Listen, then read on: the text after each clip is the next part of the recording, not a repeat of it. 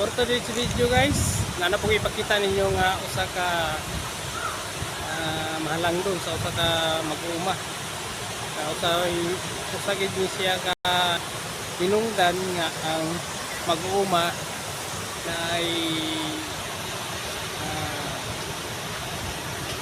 murag hayag ang ilang kaugmaon sa pag-uma. Murag sigurado gid sila nga maka-harvest sa ilang pag-uma. Umikan ani nga matang sa patubig. Naday ko karon sa kwan guys no, sa Kalayagon agong watershed. Mao na siya guys. Muna siya ang dam diri sa Agungong.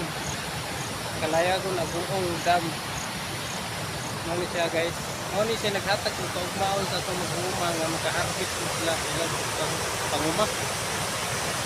Kung wala ni siya guys, murag ang atong mag-uuma diri dapita sa Kalayagon ug Agungong. Labi na apil aning na abot aning patubig. Medyo alanganin gid. Alanganin gid ang pag-uma. Murag sugal mo harvest mo dili gumikan sa way tubig. Pat ani guys nakaabot ning nahimo ning patubigan ini nga pang supply sa mag-uuma nga patubig o dam. Okay na ilang pag-uma guys. Medyo hayag na ilang kagmaon sa pag-uma. Makasigurado na sila nga maka-harvest.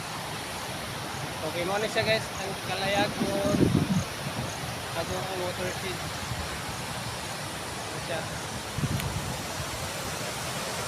Kaya salamat guys ko na nakabot yung mga matang mga patubig. Kaya sa mga taga mag-uuma, ma-appreciate ko na to ang kalipay sa pag-uuma. Nga sigurado ang pag-uuma nga sa masag ng harvest sila. Kulay tubig guys ang atong humay langanin yun di kita ka-harvest kung after tao init, so sayang ang gasto. So shout out guys mag-uma diri sa Kalayagon or Kalayagon Agungong o sa putong sa naabot aning dam. God bless sa inyong lahat. Okay.